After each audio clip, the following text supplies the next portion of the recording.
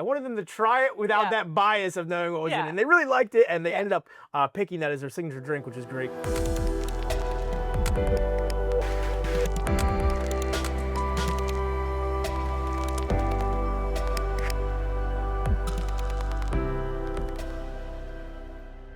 Hi, my name is Meredith Rincars, and I am a wedding and a boudoir photographer based out of Richmond Hill, Georgia. And today we are going to talk all about a zone of genius when it comes to mixology and your wedding day.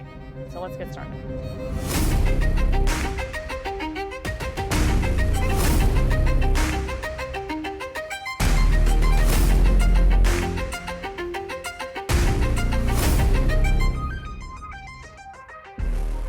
So today I have Brendan from Shaken and Stirred Mixology, and we have done weddings before together. You have graciously done some events here at my studio space. We have one today, which is why he's It's a pleasure to here. be back. Yeah, exactly. And so I really, you and I are both foodies. We both obviously love a good cocktail, Indeed. a well done cocktail. And there's, how many years have you been in the industry? I've been in food and beverage for 20 years now. Okay. I started as a host at TGI Fridays, Oh, and I've pretty much done okay. every single job in the front of the house, back of the house, the restaurant. So Yeah. it's just in my blood. That's what I like to do. Yeah. And I didn't know that. I didn't know that that's where you got started. We met at was it a networking event or was it It an must have been, opening yeah. for a distillery? I think we went networking Ooh. first, and then very quickly the Yes. distillery tour. Yes, exactly. So from where you started 20 years ago to where we are now, where you are now with your business, what has been the biggest, and I'm throwing questions at you that you're not prepared for, so be ready. What has been the biggest game changer for you for your business and its growth? So I think taking it out of a brick and mortar concept into an entirely mobile space was something that was very foreign to me. Okay. Again, growing up in the restaurant industry, you're used to the same four walls, pretty much Yeah. every day of the week. And 2020 really kind of put things on its head For and everybody. caused everybody, regardless of what space your profession's in, to kind of pivot and make changes. And for us, it made sense to go into a mobile model. Mm-hmm. So that was a gigantic change. You really got to hold yourself accountable Yeah. every single day to timing and just rewriting, things that you get in the habit of doing, because everything's new. The bar's not in the same place every single day. Now No. it's, in a different state. Now it's, a couple hours away, or, it's in a space that's maybe not necessarily geared for a bar The environment way to you would even be in. want it to Exactly, be. exactly. Yeah. Yeah. So it's a lot of thinking on the fly, and it's a lot of, you've just gotten such a rhythm of working in the same space with, Mhm. you come in, you park in the same parking spot, and you walk in at the same Right. time, and everything was a whole new world, but which made it very exciting at the same time. So Yeah. I'm still getting those awesome, connections and interactions with people from all over, the country, and now it's just in a much more kind of exciting location every day. Yeah. Yeah. It's always changing. Well, and during that time, you also, I believe, moved here with your We wife. did, yeah. So not only changing the physical location of where you go to work every day, but the state in which you're working is a whole lot of It's changes a lot all to at get used once. to, yeah. Yeah, and I think that in watching you guys move here and then just explode your business to the point of where it is now, I think speaks to what I like to call your zone of genius Okay. and what you guys do. And so before we started this interview, I did ask what you thought your zone of genius is. And so tell me a little bit more about that. Where do you feel like that falls? So I think what's really fun about what we do is we craft like a really personal connection with all of our clients, Mhm. and it allows us to tailor, it's not just Jack and Cokes and solo cups, Yeah. when we show up. So it allows us to, get get to know you a little bit, get to know your style. What's the theme of your event? Hmm. We get to take flavor profiles from couples. Do you like salty, sweet, spicy, umami? Do you like bitter cocktails? And then just kind of food you gravitate towards, and allows us to create some options. So I like to actually do a tasting for all the clients for our full Yes. service bars to do, because you never hire a caterer for a big event without knowing something about their food. We would hope not. So it's the same thing with drinks, and we kind of put that same level of detail into Hmm. crafting cocktails, and they don't just roll off the page in a week or so. I work on these things sometimes for 6, 8 weeks, just kind of Yeah. until they're really dialed in. Yeah. So I would say then that your zone of genius is that custom experience that Yeah, they're for coming sure. in and having. And I say that also knowing that some of our wedding clients have had him on the wedding day to produce these amazing cocktails. And in talking with them about that tasting experience, they were like, man, he knocked it out of the park. And um, it was just amazing. And I think it was the color changing cocktail that they were talking about at the time. We have a bunch of different ways to kind of add a little level of interactivity with cocktails, 'cause I think that's fun, and that's Yeah, obviously we want to have delicious drinks. of course. They've got to look good. You eat with your eyes, you drink with your eyes. But adding something that's like actually memorable too, because yeah, okay, like I had a really great bourbon cocktail or a tequila cocktail, Mhm, but having something where I can specifically relate like a aroma to it or an mhm. interaction with it, and like creating a memory that's very different and stand out, I think is perfect for the wedding space. Yeah, yeah, the presentation of it is just so memorable at that point that it's something that you go and tell your friends about, have to video it And and nice, put it yeah, on nice to Insta. photos. Yeah, Yeah. exactly, exactly. Um, so when we're talking about that customization, I feel like that is the cornerstone of what luxury weddings really are, is that tailoring it to what the client's wants, needs, memories growing up are. And what is one drink that for you, like, was your favorite to make? Do you have one? So I don't necessarily have a favorite to make. They're like kids, right? You create these ones. It's, Yeah. it's hard to pick a favorite. I like them all. Uh, but one I designed pretty early after moving down here. I wanted to do something that was very local to the area, right? Mhm. So we're technically just over the border in South Carolina. Right. So I have a drink I call the Carolina Complex, and I used kind of sharecrops from South Carolina as the template. So Mhm. what's popular in the South? Bourbon. Of course. We grow pecans. Yeah. Uh, I know that everybody says Georgia peaches. South Carolina peaches are pretty good too. They are. A little Yeah. local honey, and we blend those flavors together with a little bit of Angostura bitters, and we smoke it with a tobacco leaf on Mhm. top of it. And it's very similar in the food world. There's a saying that's if it grows together, it goes together. Yep. It works for drinks too. Yeah. So I really just kind of enjoyed putting that local, like regional kind of like spin together and having it pay off and having it work is fun.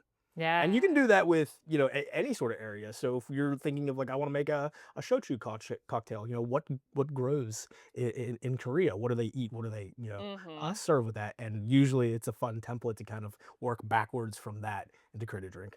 Okay. Which I feel like is probably a very, something that's probably not asked for as often No, no. as at least for here, bourbon is like King. I feel like, yes, bourbon is king versus that. So we've talked about cocktails as, you know, your children and can't pick a favorite one. Um, and we'll get to a little bit more of that in a second. But I've had the experience of not as many years in the industry, but about 15, 16. And I've had the ability to see all levels of bar service, of mixology, and some are great and some are not. So when a couple or a planner even is looking at should we hire somebody from the local liquor store to come out and do their thing, or we should hire you. What sets you apart from that? I know the answer, but people that are watching don't necessarily. So Sure. what So I, what's the I think difference? first and foremost is to not go too far down the like, well, we're just, these specialty delicious cocktails. It's Yeah. service first Yeah. because nobody cares. Like if you're at an event and the drinks are delicious, but the bartender's, Or having a bad rude. day, Yeah. yeah, like nobody wants that. No. We really try to like push that fun level. Like we're gonna have fun with your guests. We're gonna be friendly. We're gonna be outgoing. Yeah. We don't want to ever have anybody looking at the bar like, oh, that's not a good time, or I don't want to be over there. Yeah. We get the oh, we don't want any lines at the bar. And I don't want any lines at the bar either. But a lot of times, what ends up happening is people are hanging out just talking to us. Yes. And I've And seen it's that a good happen. time, yeah. Yeah. So service first and foremost, and then yeah, that custom tailoring I think flows directly through that once we kind of establish our relationship. Yeah. Yeah. And when you think about like, I guess, icks as a bartender, what are some things that you see at weddings or that you are like, I don't ever want to do that again? Like what is the ick for you that you're like, please don't make me do this? Yeah, I think it's just a level of professionalism. Like Yeah. like you've seen sometimes where you're just like, even if you don't necessarily know that industry or that job, you're like, I wouldn't do that. So Yeah. yeah, you have to be cognizant that while you're bringing this energy and while you're bringing this fun, you're on stage, you're Yeah. performing, and it's no time off. Yeah. So once that that rush comes to the bar for that cocktail hour, like it's on until Yeah. the guests are gone. Yeah. Yeah. Literally until they are out the door, gone, exit, everything. Because you are on in a way that me as a photographer or anybody else, y- next to the band, you guys are Standing out. sinners. Yes, you are standing out center stage and completely on your game all the time. So, as a photographer, what are things that the genre of photographers need to know? What do you need from photographers that would make it so much better for you on the wedding day? How can we help you out? I love maybe just a quick initial. Here's what's so tough, right? Is while we're setting up, we're kind of putting the final touches on the bar. Right. Is typically during that ceremony time where Mhm. you're going to be photographing the ceremony because that's Right. that's what Yeah. they hired you to do. I think that's kind of when we do like if you're in the industry, you'll be familiar with shift meeting. Yeah. I like to do a little 30-minute shift meeting right after everything's completely set and ready to roll, Mhm. where we'll just kind of go over a light script for the day, a couple things that we want to make sure that we highlight or touch on. Um, and during that time, we'll do a drink demo. So all the bartenders that haven't had the opportunity to taste a drink can see what it looks like, what the specs are, taste the drink so they can explain it. During that time, it'd be amazing to kind of get a team photo. Yeah. Like I want to Yeah. highlight the team. Of Like we go course. through all this trouble of finding all these awesome bartenders, and I want to kind of like shine the light on them. And just Yeah. like, yeah, the drinks before it gets mobbed. Yeah, that too. Because then the bar, it starts to get busy and it's not set for that initial stage Right, right, presentation right. of nothing has been messed with yet. And all these planners have this beautiful like decor to set the bar up. Yes. I can't take any credit for that. Right. I make drinks cold for a living. I get it. I have no eye for where the flowers go or where the signs are at. But yeah, they have a perfect, and then you're right. The sea of people hit you and people are moving stuff. So Yeah, yeah, and it's not necessarily that beautiful presentation of that bar that the planner has we try to keep it envisioned. very clean, but yes, Oh, you and never you know. do. Yeah, and in working weddings with y'all, I know that y'all set the bar really, really high for Thank you. any wedding that we go to. And so for all the planners that are out there watching this, what is that dream cocktail that you or spirit that you're wanting to incorporate that you haven't had the chance to yet that you're like, please bring this to me? So I think it's just I always have ideas that aren't Yeah. necessarily catered toward any specific client or event that I just kind of kick around that I tinker with. Yeah. And I've really been on like a savory kick lately. Okay. And I finally just paid it off last month.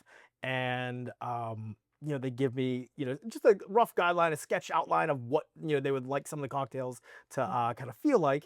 And I went into one and I'm explaining. They're like, well, what's this one? Like, you didn't tell me what it is. I was like, I want you to taste it first. Okay. And it was a tequila-based cocktail where we actually sous vide beef jerky into it What? with some fresh guava and a little bit of lime and habanero, and it was stellar.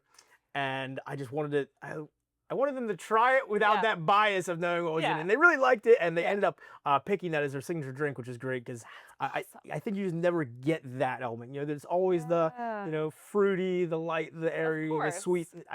Awesome, we can do all those, but yeah, just something to kind of again, no one's ever gonna forget that when they drink. No, no one will ever forget that. That's amazing. And now I'm like, oh, I want to try It's that. tasty. That does sound amazing. So, last kind of rando question before we close this out and head out to the event that we have to be at. Um, Favorite bourbon, Mm. which I know is like asking what your favorite child is again, but we both enjoy bourbon quite a Yeah. bit. I think I counted the bottles. We're just under 300 right now. In the private office. Yeah. I'd say my favorite distillery is Willet. Okay. It's out of Bardstown in Kentucky. Yep. And their family estate bourbon is just something that like I've never had a bad bottle of. Yeah. Hard to find, but when you do, True. worth it. Very true. Yeah. Willet is great. I will agree to disagree. That's Okay. not my favorite. All right. But they are good. What do you go with? I'm always an Angel's Envy girl. I can't hate it. Hands down, always my favorite. Always my go-to. And recently I've been doing a lot more store picks where you get a little bit, you get a single barrel with a little bit of proof. So you still get Mhm. that sweetness from the port, but a little bit of the heat. Yeah. Yeah. Anytime I go up there and we do a bourbon tour, I've done 2 so far with Angel's Envy. Always pick up a bottle, always bring it home. And they're so fun because they're kind of the techie bourbon They are. downtown. Yeah. They're fun. They're fun. Well, guys, thank you so much for watching this interview. And I hope that it has sparked some ideas for your own wedding. If you are a couple looking to get married, if you are a planner watching this, I hope that it has sparked some really cool ideas for custom cocktails for your own clients. And if you have questions, as always, leave a comment below. I'd love to answer it. Hit that like button, that subscribe. And we are looking forward to putting out more content just like this.